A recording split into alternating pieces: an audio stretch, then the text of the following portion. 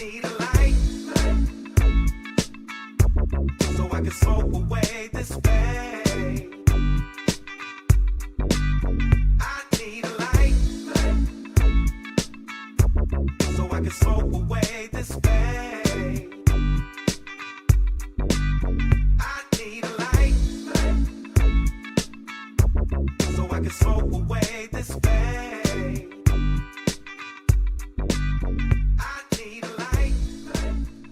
Welcome back, everybody, to another episode of Elevated Culture brought to you by The Clinic.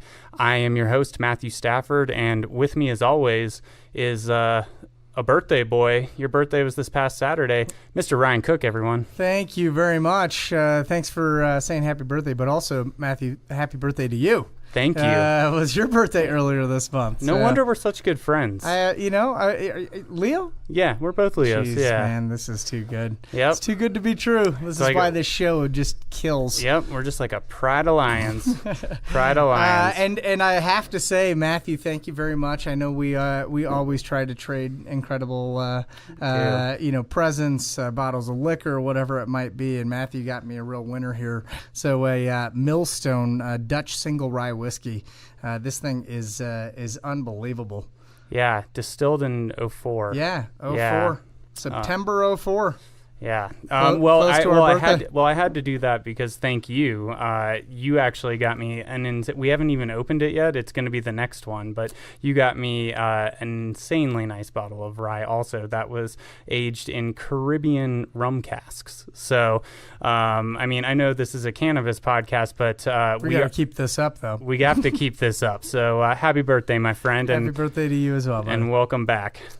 So we just had the 9th annual Clinic Charity Classic. I was out there on the course. I was doing a bunch of interviews with all of the sponsors, kind of talking to a lot of the golfers, a lot of the volunteers and attendees. And I'm going through all of that audio right now and kind of mixing it, mastering it, and we're going to have a special episode coming up detailing and kind of showcasing that event and all of the amazing sponsors and all of the amazing people that helped with that event.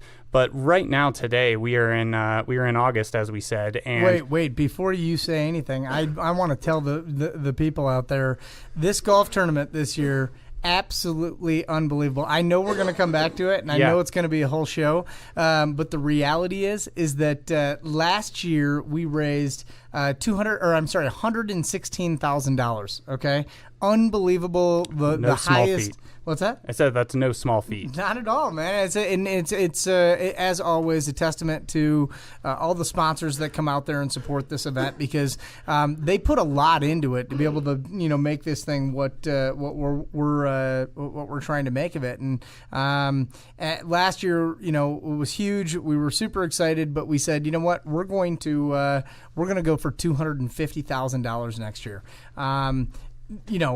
$250,000 is a huge number to go from 116, and but I am really excited to say we raised about $215,000. That's amazing. And now so much was raised that we were able to benefit two groups, not just the Rocky Mountain MS Center, which was our new group this year, but also of course the Rocky Mountain the National MS Society, who has been an incredible partner of ours for the last 9 years in this event.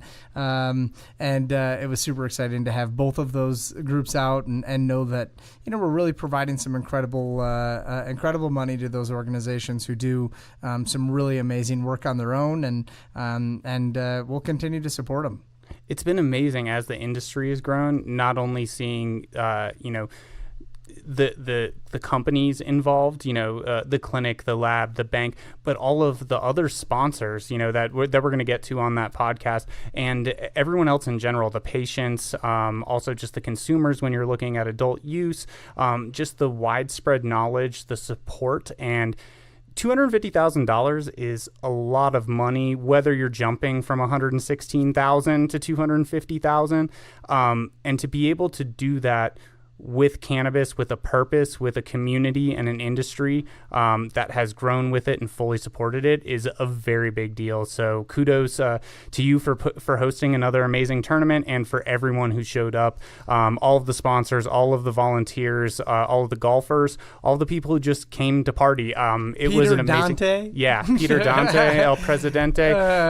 It was a very amazing event, and we hope to have this special podcast up to showcase all of that very soon here. And I know you said we'll talk about the sponsors later, but Go Fire, PAX, and Inclusive Cannabis were our main sponsors for the event. They did a ton of stuff out on that course, and really incredible companies. I would really encourage you to look them all up. I know everyone is well aware of who PAX is, but Go Fire is an incredible company that's coming on the into the industry here, and Inclusive Cannabis out in California. Nicole West. She's and Ed Schwartz, exactly. They're the two of them are a force to be reckoned with. So definitely check out Inclusive Cannabis as well. Check all those out. We'll be sure when we do that podcast to give everyone the information that they need on all of those sponsors to link in. But give them a Google right now if you want to. But I would be remiss if I didn't say that you should give these people a Google first, because we are actually in the month of August, and as we've been talking about, we are on elevating your sense of smell. And this also kind of includes a sense of taste also. But we have with us John and Bob from Extract Consultants with us today. John and Bob, how are you guys doing? Doing well, Matthew. Thanks. Doing well, thanks. Doing well. So you guys deal a lot with terpenes. I'm fucking great. Just by the way. Yeah, that's what I tell. I asked how you guys are doing. I mean, I'm glad that you guys are good, but I'm really good. Yeah, it's near your birthday, and this is some good stuff to drink. Absolutely. So you guys deal a lot with terpenes, and that's that the smell aspect. People talk about the entourage effect, with the taste, all the different kind of taste buds on your tongue as you're smoking and smelling. A lot of people kind of relate that sort of to wine, the way people you inhale as you're kind of sipping the wine, to kind of get that full effect. Can you guys just kind of give a background on what you do as a company with Extract Consultants and terpenes in general before we just dive in? Sure. Matthew, once again, thanks a lot for having us. I can honestly say that golf tournament was great. I was there. I can promise you it was a very good time, everybody. Extract Consultants started about 6 years ago in our space, and our mothership company is about a century old, so we brought a lot of IP to the space. One of our owners understood very quickly that terpenes were going to be a need in this space at some point. Within the last year and a half, it's really starting to take off for us. The marketplace is maturing. People are starting to understand the plant better, what makes up the plant. And so our business has, fortunately for us, been booming as well. As you guys with the lab, the bank, and the clinic can understand, with all the fly-by-night companies out there, it's really nice to be able to work with somebody who is reputable, knows what they're doing, understands, the marketplace as well as the products and where they fit in the marketplace. One thing about terpenes is we all know what they are. We're just not aware of what they are. I think that's probably the best way to put it. Right. I couldn't have put it any better. Right. You walk through the woods, you smell the pine trees. Everybody, we all know what that is, but we just can't put a name on it. Oh, that's pinene. Yeah. Floating around in the air. So with what you guys have been doing, because about a year and a half, as you said, as people were getting more into this, I mean, I think a lot of us in the industry saw this coming a little bit before a year and a half ago. Everyone's talking about the cannabinoids, and everyone's saying, and which are amazing in and of themselves. And there's still a lot of research, a lot of testing that needs to be done on certain ones, and then breeding for those certain things or isolating them through, extractions. But the terpenes really is something that's. Everyone kept talking about not only how that is the effect with that entourage effect, but also having it is that it's like the smell of it. Like, sour diesel when you smell sour diesel. Like you said, a pine tree when you smell a pine tree, right? But can you kind of talk to what's happening there as we're kind of smelling that, or like where these are coming from? Yeah, I mean, everybody's familiar with aromatherapy. It's basically the same idea where people know what the essential oils, and essential oils are made up of terpenes, kind of know what it does to you, affect whether it sedates you or lifts you up. And so terpenes are doing the same thing with marijuana.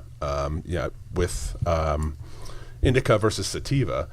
Everybody knows what THC is. THC is the chemical that's going to get you high, but the terpenes are actually going to determine what kind of high it is. Whether it's a sativa or an indica is the terpene profile. And so the more that they study that stuff, they're just realizing what each individual terpene is doing based on what kind of strain it's in.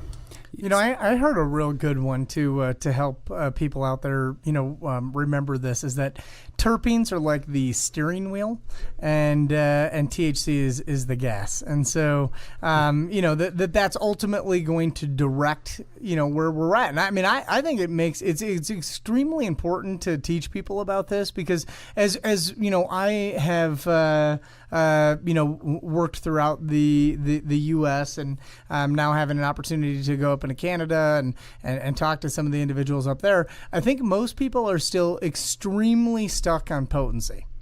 They're so stuck on potency that they have not really understood the way that terpenes will truly steer their experience. And yeah, Ryan, there's no doubt about that. This is, to Bob's point, this is standard, aromatherapy stuff for a lot of these terpenes. We all smell lavender. We all understand lavender is soothing. So, one thing that we try to do with the terpene side of this is really kind of relate to people that this isn't anything new. People have been working with terpenes for a really long time. Our parent company's been working with them for over, about 80 years, selling isolateds. Yeah. You look at the back of a Veda, product, and it's filled with isolated terpenes. So, we just understood that these are the same types of things that terpenes are doing in other markets is going to happen here too, outside of how it reacts with the cannabinoids, outside of those things, because at the end of the day, we're more interested in how it affects your body. And I think that's really interesting, because we've been doing going around the country, Ryan and I and a couple of other people on the team, clinic consulting team.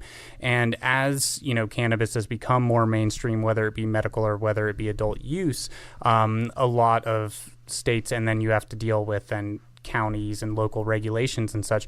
When you're looking at extractions, a lot of them are really scared when you're talking about distillation, you're talking about extractions, right? And a lot of the times when we go and we talk to the fire departments, these city councils, these neighborhood, kind of associations that are scared of it, when you explain to them that this is something that has been being done for a long time, it's been being done in essential oils, it's been being done to create absolutes, in perfumery, that sort of thing. And even now I've been looking, there's a couple of companies who are using it to pull from hops in Oregon, so that when they're actually brewing towards the end, they can then really fine tune the smell and kind of flavor there. And I think that's people forget that a lot of the time, is that this is a naturally occurring thing, and it has been happening for a long time now. Oh, very long time. Myrcene is myrcene, whether you're getting your myrcene from hops, whether you're getting your myrcene from marijuana. People tend to forget in our space sometimes. The plant doesn't affect the molecule. The molecule is what affects the plant at the end of the day. Yep. And to your point about the beer, we're actually developing terpenes to be used in beer. Yeah. So we're pretty excited about that. We know that there's going to be a future there. It's nice, on an industry standpoint, it's nice that alcohol finally wants to play nice with marijuana. Think about the old days. So can you tell me then, from the standpoint of what you guys are working on with that, are they ultimately going for to change the flavor profile, or is there a desire to ultimately change the effect or the experience of the user? I think they're starting with the flavor profile. Okay. I mean, and I think that's kind of where it started a little bit in this space, is where they needed help kind of recreating the flavor profile. And as people get deeper into it, they're realizing the effect of it.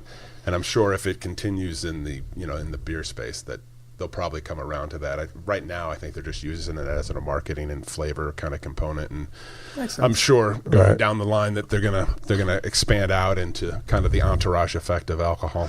It's tough though, with it not being legal on the federal side. Some of the companies that have been rejected by the by TTP and stuff like that, and I think it's because they're trying to connect too much with the marijuana plant.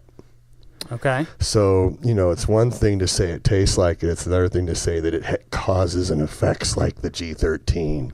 Yeah. You're going to have an indica high when you drink this. I think that freaks the federal government out. So one of the things that I recommend to some of our beer partners is, when you're trying to get your authorizations, steer clear from those types of relationships in your wording and your verbiage.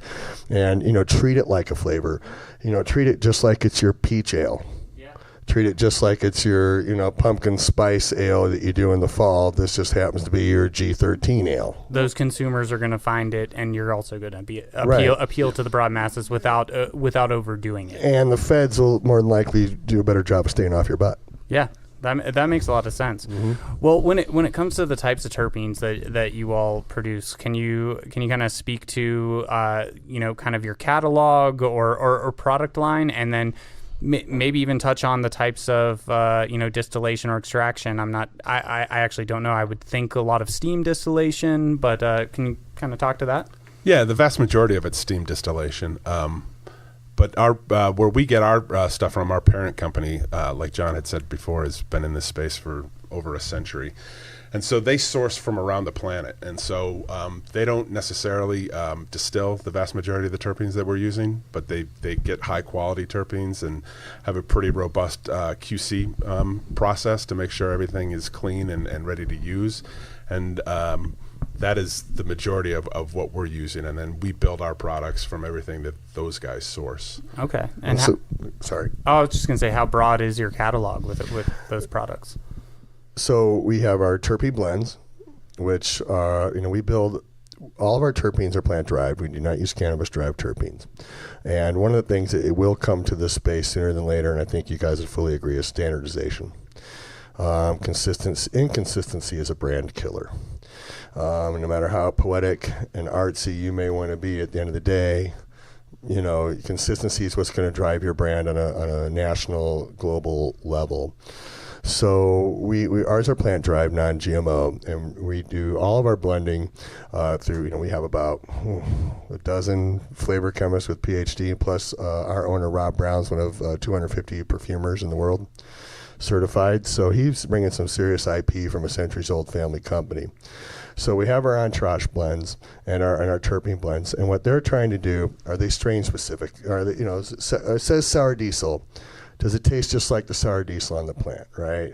So that's another whole discussion. Ryan and I, we've had that one before.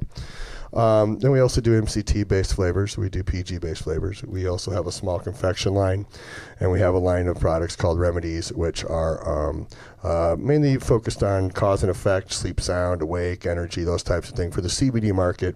But they're definitely starting to find their way into the THC, because I think, as you guys might be saying, flavors and cause and effect are very important to the consumer now. It's easy for them to understand lemon happy. That's like, my Aunt Helen's not going to walk in and start talking sour diesel and Bruce Banner to somebody, but she's going to see watermelon jazzy and think that's great and walk out. I think you're hitting hitting the nail on the head here, or the dab on the nail, but only because of the fact that I really think that this is really where I think the education needs to go at a national level, is explaining, right? Like, we have like 5 major terpenes, right, that most people generally understand, right? And those 5 terpenes are not sour diesel and OG Kush or items along those lines, right? But I think if we can help people understand that when you go into a dispensary, right? And I've heard this across the country, individuals telling me they walk into a dispensary, right? And what's the first thing that they're going to say? What's the highest THC content strain you have on the shelf, right? And yet, how many people, comparing this to alcohol, as we are regulated like alcohol, but going into a bar, do you walk in and say to the bartender, please give me the strongest or the highest proof liquor that you have on the shelf?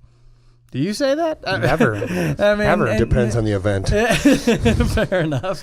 But Your golf tournament, I do.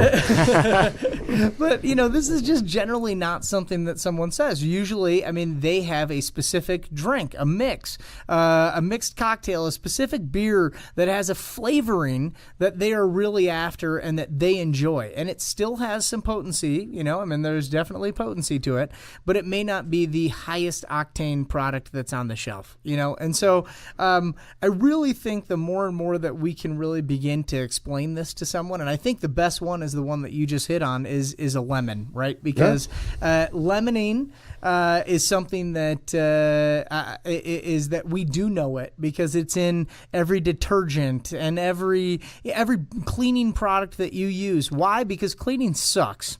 Mr. Clean might argue with that because I don't know. I can smell lemon like as I'm watching those commercials. Right, but I mean, so not only has it affected your entire understanding of the product and the way it makes you feel, but it truly is identifiable as a cleaning product now and makes people happy.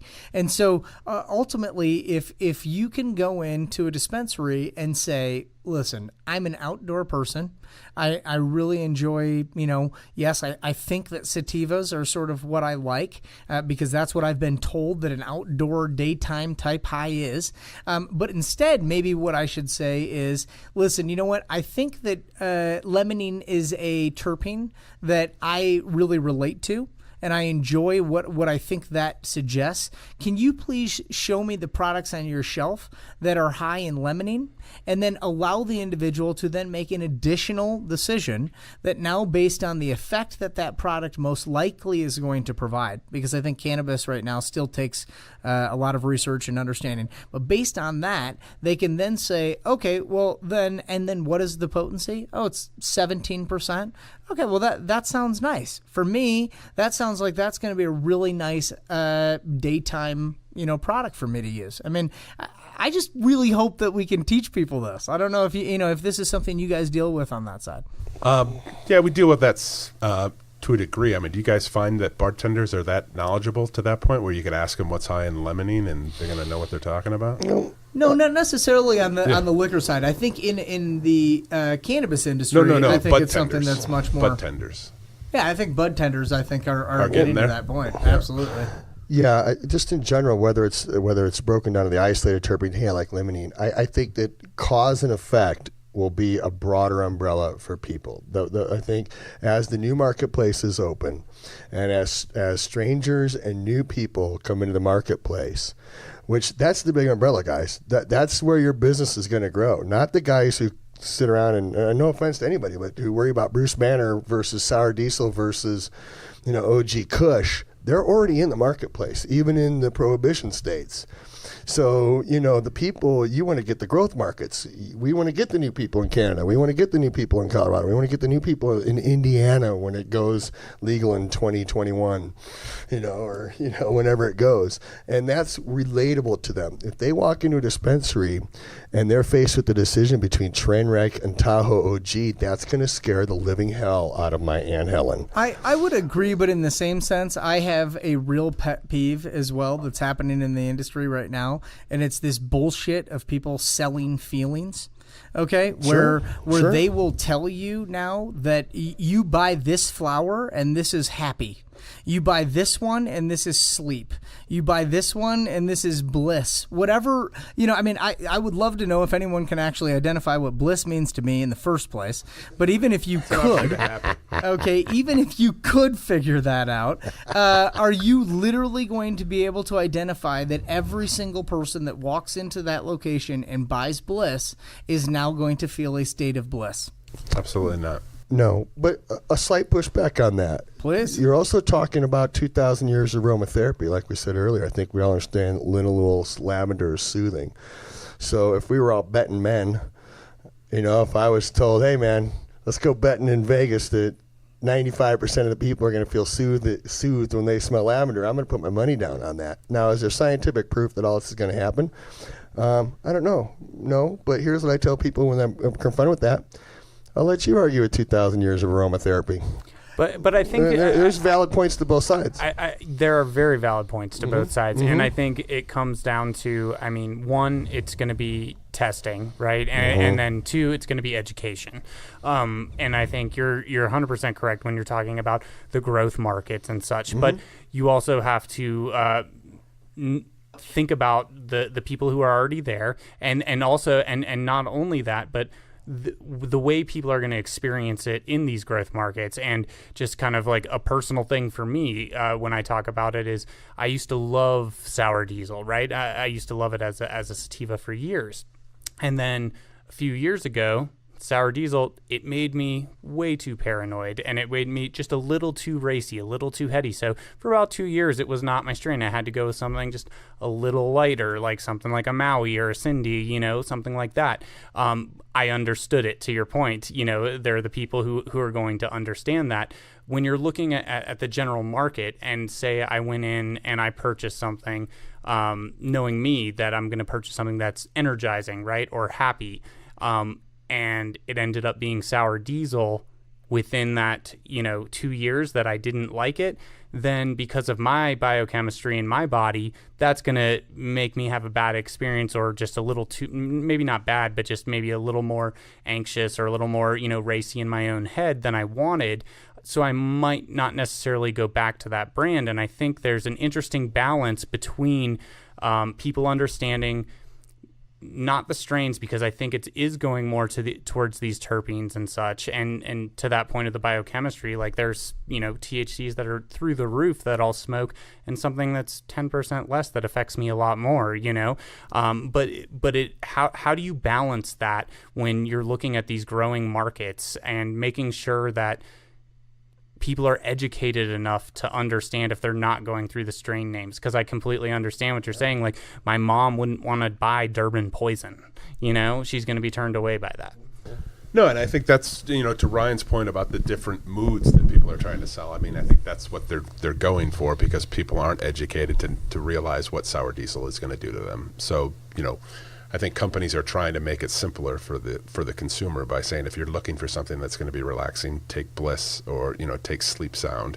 And so it's a rudimentary education for the consumer, and I guess that's kind of where you're going to have to start, and it's the easiest way to sell it.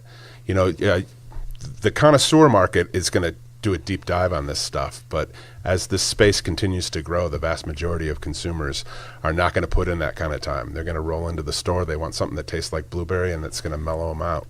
And so if you sell them a blueberry Bliss, they're probably going to buy it and not think twice about it. And then they might just realize, without even thinking about it too deep, if it does give them a bad reaction, I don't like it, and they might try something else. But I don't think they're going to take a deeper dive and try and figure out what component of that is really causing them a problem. I just believe that it's the responsibility of the cannabis industry at this point to do that level of education. Sure. Those people, these customers are walking into the dispensaries that we are selling this product, and we have to assume a level of maturity to say, okay, I'm not here to just pump a product out the door. I'm here to make sure that the customers and patients that are consuming these products truly understand. And I think, we're in a unique situation here in Colorado where we have a very educated consumer base. They surprise me on a regular basis, coming in and having a really good, knowledge of terpenes and their effects. And really my point is talking about this broader scale of the entire industry, which is what I've seen, is that 20%, if you're below 20% THC, throw it away. Literally, it is a food grade product. It is nothing that can be put on the shelf. I can tell you from my experiences, I have had plenty of cannabis flower over the years that were less than 20% that provided an incredible effect, either through different cannabinoid profile or through a really interesting terpene profile. And I think that's my point, is because I 100% believe in terpenes, and I absolutely believe that lavender provides the effect that it does. But I think what we ultimately need to do is go back in there and then realize that a cannabis plant is made up of quite a few different terpenes and quite a few different cannabinoids, and that it is not so easy to just say to a person, that's what you're doing. I mean, we've been kind of figuring this out as we go, and I think it's important for individuals to understand the full background of this. And again, that's why I'm saying let's start with 5. Right, let's start with 5 terpenes, and let's just make sure that individuals can sort of understand what those terpenes are, and then go into a store more educated, talking to a bud tender who, based on what I just said, please allow them to have some knowledge of this, right? Which requires terpene testing. That's not something that's been a requirement. That's something that stores or companies choose to do because they're interested in the science and they want to do the research and they want to show their patients and customers what they're working with. And I think this is sort of that next step of an evolution in the cannabis industry. So that's really why I'm throwing it out that way. Ryan, that's a really good point. And I'm gonna dovetail on a lot of that, if that's okay, on exactly how we build our blends. Please. So how do we go about that? How do we make our sour diesel? And what to your point about the marijuana plant, it's so complicated. Over 400 molecules, over 200 terpenes that occur at about a 2% rate naturally. So think about all those things into that little tiny part of the plant and all that they do. And then we go run our analytics on them, and we got 40 ingredients of a 400 ingredient recipe, right? If I told you to make a loaf of bread with 10% of the recipes, with the ingredients, it would not be a loaf of bread, right? And so that's why you see a lot of people having a hard time trying to get that plant in the bottle. And people really get frustrated when we're out and about. Well, this doesn't smell like sour diesel, or this doesn't, And I have to kind of remind them to our conversation earlier about a lot of this stuff isn't new. Yeah. People have been doing these things a long time. You put a Jolly Rancher cherry in your mouth. Doesn't taste like cherry, does it? But we all put that in our mouth, and we identify that as cherry. And cherry is a very simple fruit. I think we all know it's benzaldehyde, right? It's a pretty simple fruit. If they could put that in a bottle, they would have done that decades ago, right? Marijuana is far more complex than a cherry. It's going to take quite a long time for us to get there. So one of the things that we notice out in the marketplace is everybody ends up talking about the science. It's the science. I think a lot of people really underplay the art. There's a lot of art in rebuilding these plants into the bottle. We have a healthy respect for these plants. So what we tend to do is we'll get the available analytics. You can find those anywhere online for sour diesel, but as you guys know, sour diesel in Seattle is going to be different than sour diesel in Florida, different than sour diesel in Colombia. So what we need to do is we get those ingredients, and we tend to talk to the growers or one of our grow friends or something.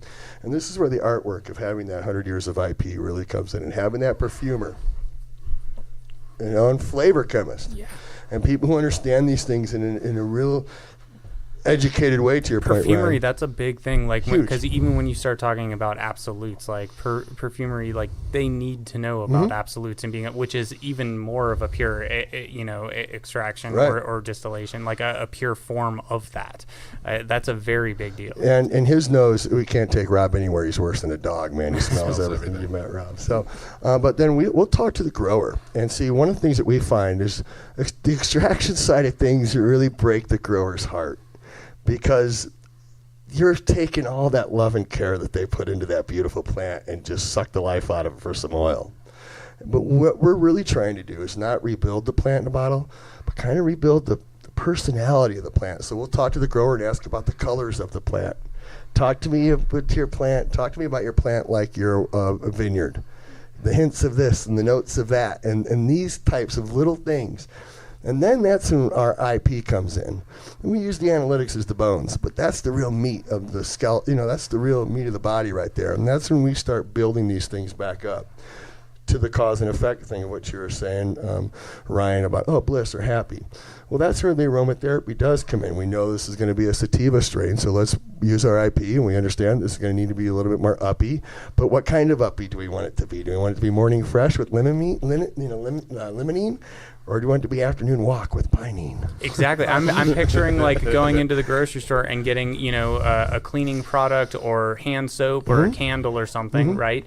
And even thinking about like hand soaps, right? They have like lemon ginger fresh. They have, seawater. They have like lavender aloe, those sorts of things. Even that is affecting in a small way. So, when you talk about having all of these different terpenes, we're talking about education, not only at the consumer level, but at the bud tender level, because they really are so important in educating, the consumers as this is growing. It is a very important part of the job and part of the industry. But say we're talking about 5, as we've been talking about. What are those 5? Because I think we can, we could throw out right now, if we're talking about aromatherapy, people know peppermint, lavender, eucalyptus, blah blah blah. So limonene would definitely be one. Pinene would be another one. Myrcene. Myrcene. Maybe linalool.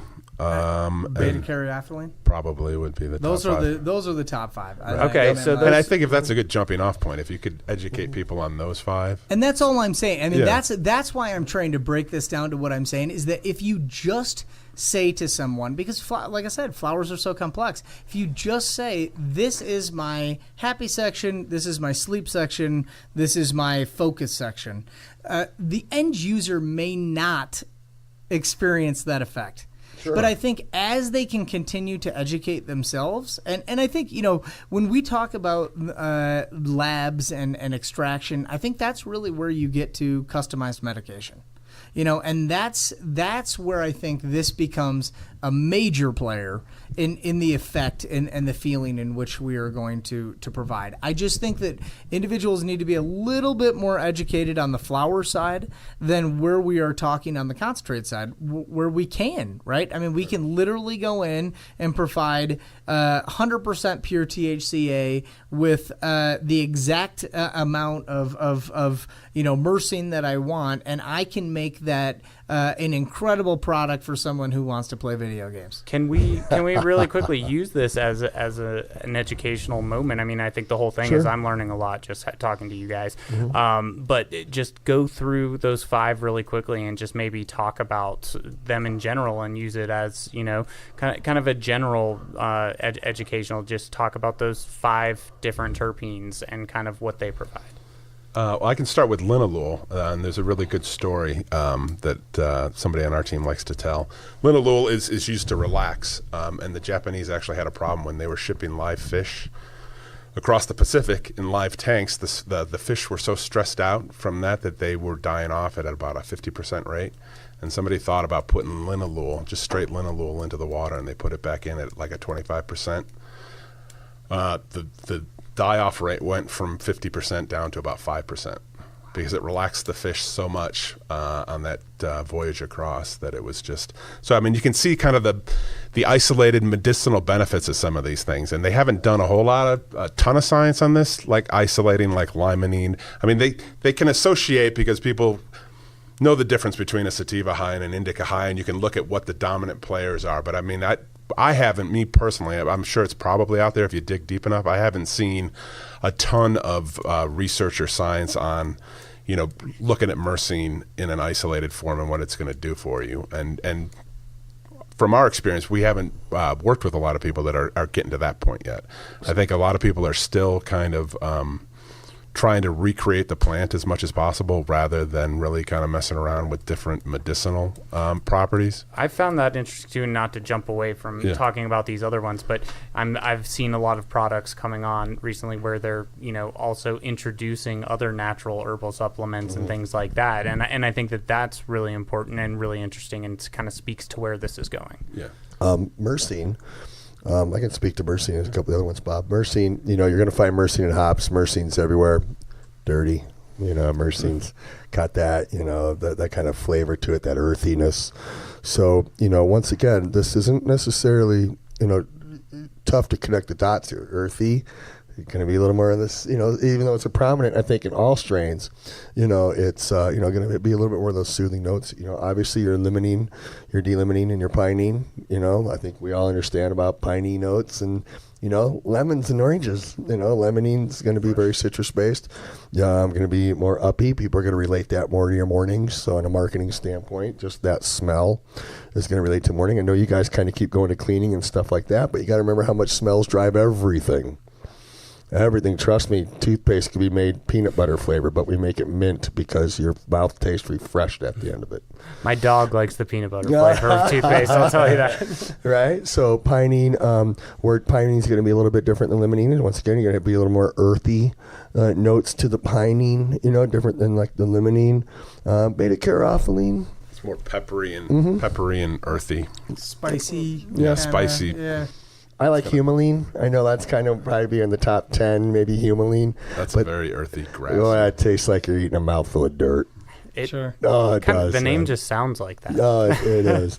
And when I was sitting with one of our flavor chemists. That's big in hops, right? Mm-hmm. Yeah, he was sitting with the flavor chemist and one of our guys, and he's like, I have no use for humulene. And I'm like, wow, really? In our industry, man, humulene, yeah. Bring on the dirt. Yeah. But this is what we're talking about right now is 100% identifying what I'm trying to sort of frame here is that it's important for an end user to understand that it's more important for these dispensaries and cultivators to not only test for those items but to be able to identify that so that someone can get a little bit better, more clear picture of the product that they're about to consume and the effect that it's going to provide on them. No doubt. At the end of the day, though, it's got to taste good too. Without a doubt. It's got to taste good. If we made everything taste like weed, our whole line would taste the same. Sure. It would end up tasting that way after a while. So when we're doing our blends, like, the cantaloupe and stuff like that, absolutely. If we're doing a cantaloupe haze, we're going to, if it plays on a certain note, when we finally put our magic in the bottle, if it plays on a certain note, we're going to play that note up, the blueberry OG. So we play those blueberry notes up. So at the end of the day, does it taste like blueberry OG? No. But you still get that dankiness on the backside of the blueberry, and you get a really nice blueberry taste. I will tell you guys hit it out of the park. The cantaloupe haze. I've never seen a person, regardless of how connoisseur or that they only smoke flower. If you try a cantaloupe haze pod, I'm telling you, it will change your life. Yeah, they're great. It's one of the few vaporizers that you taste that is light. Like it almost leaves like a light flavor in your mouth with that cantaloupe. It definitely is. So when you're talking about, putting it into something like a vaporization cartridge or even, talking about using terpenes in aromatherapy, right? If you're looking at the organic matter, say the cannabis plant, the cannabis flower, when you're burning that, right? Say you're smoking it through a bowl or whatever, a joint, it's burning down that flavor, that smell, that it's all kind of degrading as you're getting through there. Is it just based on the amount of terpenes that you're putting in these formulations that kind of help the longevity all the way through to the end, or is it just like the terpene itself? It's the terpene itself. I mean, in the plant they say that less than 2% of the plant is actually terpenes in total. And so when we're helping people and reintroducing terpenes, we always tell them less is better. So we're not telling people to jack up the pen and put it in at 8-10% because that's going to be it's really going to overdrive it, and it's not going to be good. So it's the terpene itself, whether it's actually with flame or with vaporization. It's a volatile aromatic chemical, and when you heat it up, it transforms into its taste and its flavor. So. Heat is its enemy. I mean, terpenes are very fragile little things. We like to say the word volatile, but they're fragile, and once you get past about 110 degrees, they start burning off pretty quick.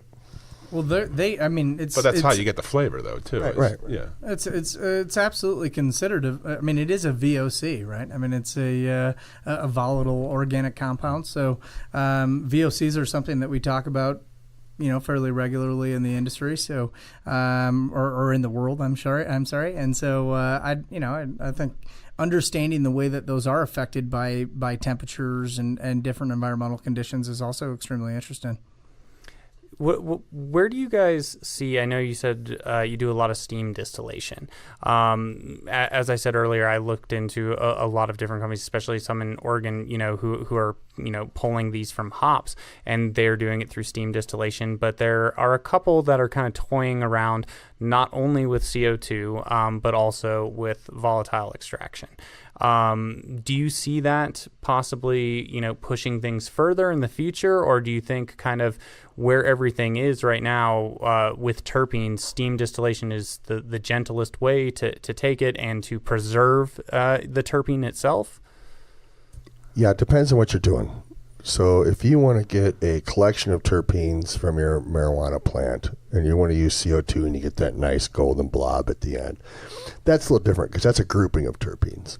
So we're actually steam distilling to get the isolated, and then we're building everything from there. So we don't like extract and get like a pulpy blob of stuff. So we're building all of our stuff from individual components.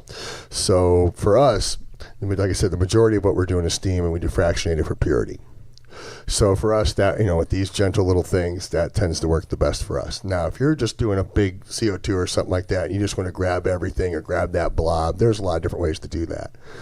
We're not cannabis-derived terpenes. I'm sure we'll talk about that, but that's you're dealing with a lot of inconsistencies at that point, and those guys, when they're pulling the myrcene from the hops, and now they're isolating it, if they're isolating it, just pulling the myrcene off, that's one thing. If they're just grabbing all the terpenes out of those hops and using those to flavor, that's another thing. You know what I mean? There's kind of two different things happening there. Totally. So if you're pulling all the terpenes off there and using them, you're going to have horrible inconsistencies. And if you're trying to brand on a global, national level, inconsistency is going to kill your brand. So you better treat it like a batch. That's how vineyards deal with their inherent inconsistencies in their plant. We make this batch and it's gone. So do you think so let's jump ahead to what you just kind of said, talking about doing, kind of cannabis terpene, steam distillation, pulling those terpenes and the inconsistencies that you can have there. Is that why there's a benefit doing it from just, kind of plant derived other than cannabis, or not? Bob and I always ask, what is your brand? I can't answer that until I know exactly what your brand is. What do you want to be known for as a brand? If you want to be a cannabis-derived terpene brand, okay, well then as your partner, what we need to do is help combat the inconsistencies of what you're going to come up against. So we'll have a few blends that we recommend, or sativa, indica, and hybrid. You can add back, very low percentages, and you're familiar with those, 0.25%, maybe 0.5% add back. Very little, just to add a little bit of inherent consistency on the bottom line while still being able to use the marketing tool of cannabis-derived terpenes. It's been my experience is that the marketing that cannabis-derived terpenes bring doesn't offset the loss of customers through inconsistency. Okay. There's very few things in our life outside of marijuana that we embrace inconsistency. And wine. If you were to buy that shirt, you like that shirt, but the sleeve's different, length is different every single time, you're not buying that shirt again. Fair enough. You know what I mean? If you buy a certain car because you like a certain amount of consistency. So what we tell a lot of cannabis-derived people to do, if you want to make vaporizers out of it, vent it. Start a serious social marketing program. Get people fired up about the spring 2019 batches of your carts. But once they're gone, right? And they'll treat it like wines. Sure. All right, and so that's a great way to handle it. But for the most part, what we're finding, and Ryan, I think you guys might do this: grab that golden blob and put it in a jar and sell it for $50 a gram. That goes straight to your bottom line. Sure. I mean, the extraction alone can clearly provide a really incredible product. I mean, I think what we have learned over time is that through terpene isolation and cannabinoid isolation, that we can absolutely ramp up certain things, and that's why I talk about customized medication. I think that is something that's a lot different than saying, hey, by doing a live resin extraction, taking a plant immediately post harvest and extracting that, and having the freshest terpenes and cannabinoid profile, I guess the most well pronounced cannabinoid profile of that plant at that time. I think the end user is going to get an incredible experience, an incredible product that has amazing terpenes and flavoring, and so that's wonderful, and that's an awesome product that we can have. But obviously, there's all these other products that have come out on the market through distillation and ultimately by isolation of cannabinoids. When we're creating a diamond or a crystal, however someone wants to term it, ultimately we're creating 100, close to somewhere in the 90 to 100% pure THCA crystal, which has no flavor. Right. The terpenes have been removed. Yes, some people may enjoy that, but I can honestly tell you that someone that's smoking 100% pure THCA, if you smoke that is a different effect. You will feel a different effect than just a little bit of terpenes added to it. So I know we sell, through our friends at the lab, we sell canary diamonds. And I know they call them canary diamonds because that little bit of yellow hue that you're seeing on that product is flavor. It's terpenes. It's effect. It's something that rather than just having that. And I think a lot of people, I'm sure you guys probably experience this when smoking something of that purity. It's almost confusing because it's really not. It's such a clear high that you're going to receive that you're actually not sure what you're experiencing. You almost don't know that you're at the level that you're at. Is that something that's fair?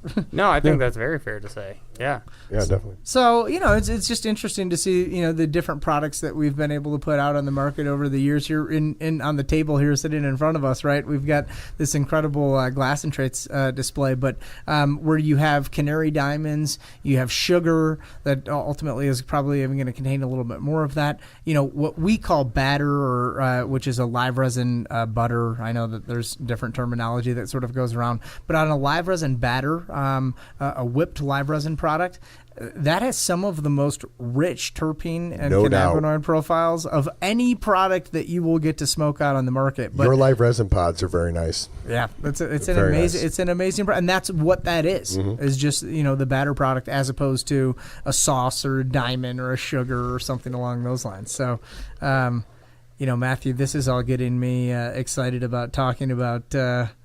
What you token about? Well, see, we were kind of leading there, and I felt like that just happened organically. It did just happen. So if you guys don't know, we have a little segment here towards the end of each podcast, and it's called "What You Token About." And we can put it in cannabis terms, or feel free to put it in terpene terms if you want to. I think this round. So we just kind of go around the table and talk about what we're talking about, whether it's today, this week, what flavor, what strain, what type of products. I love the addition though of adding in the terpene. We've been talking about these 5 terpenes. Yeah. I got a good one for you. Don't worry. Go ahead. You lead off. What I'm talking about. Taking a 75-25 ethanol terpene blend on your old weed that's sitting around the back of your dispensaries that you're going to use for pre-rolls. You spray that weed with that 75-25 ethanol terpene blend, so the blueberry OG or the cantaloupe haze or something like that. And then the ethanol will all evaporate, and it really freshens that weed up.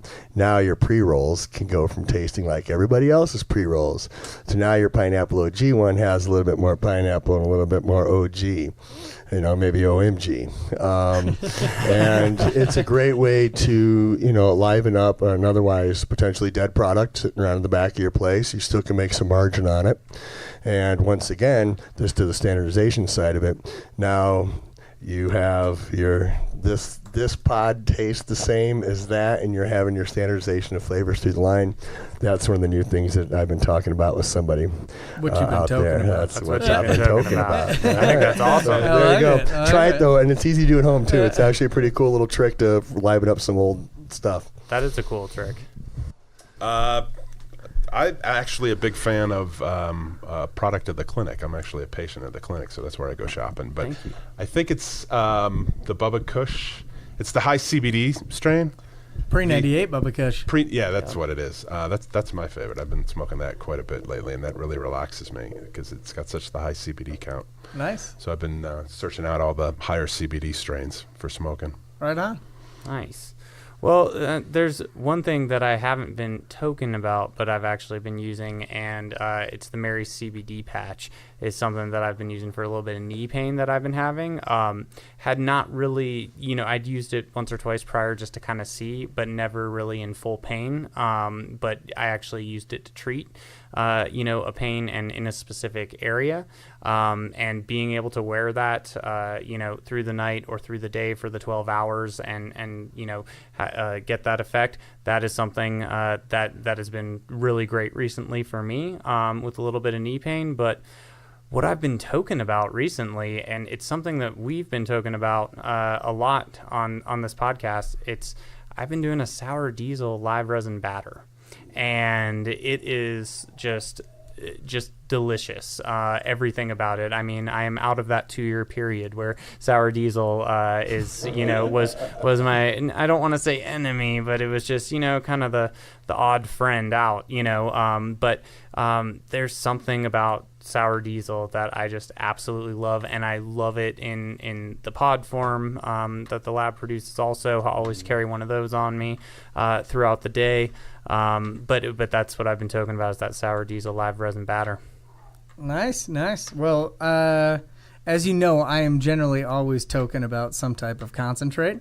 But I was up with our friends up north in Canada the last couple of weeks, and not a lot of concentrates up there. In fact, actually, probably not for about another year and a half. So I started toking about some flower up there, okay? And old school. Ended up meeting some incredible Canadian friends, and there were a few strains, but I got to give Cowboy, I'll just say Cowboy, a shout out, and let you know. He had this some cookies, was amazing. A headband cut that he was growing. He was super excited about, and it was a solid cut. And Face Fire OG, that was Face Fire. Wow. Love the name. And all three of these those guys did an incredible job. I mean, honestly, it's fun to experience different countries or states and try what they believe is some of the best flavors that are out there. So Yeah, I don't know if my mom would be back. What was it? Face Fire. Fire. I don't know if she'd be getting that, but maybe Safety third, Matthew. Yeah, right? Seriously. I mean, to kind of close this out too, I think it kind of speaks to that, those strain names. When you look at kind of most popular strain names, search that on the internet, look at the different sites, talking about the growing consumer market, those growth markets.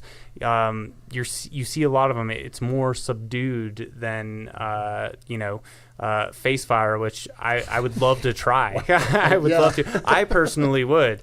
Like I said, I don't know if my mom would, but like something with like a Panama Punch sounds maybe a little more pleasing. A rosé parfait.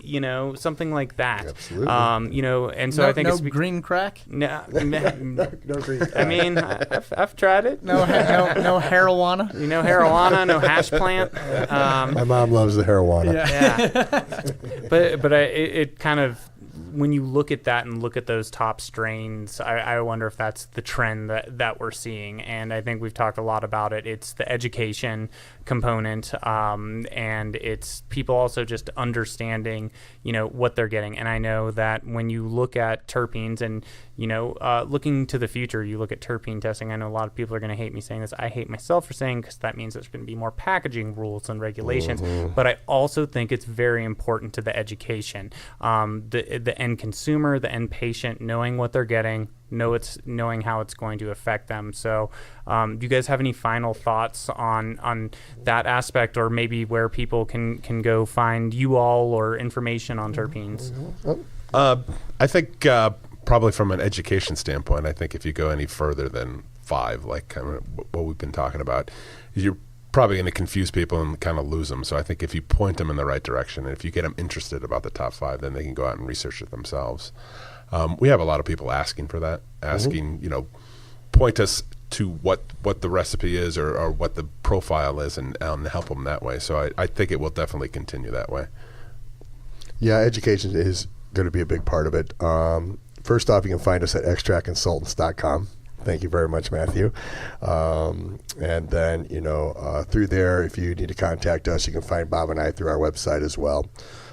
Education is going to be a big part of this, Matthew, on the terpene side, because it will end up driving, being a big part of our industry. Our conversation tonight proves that alone. We weren't having these conversations a year ago.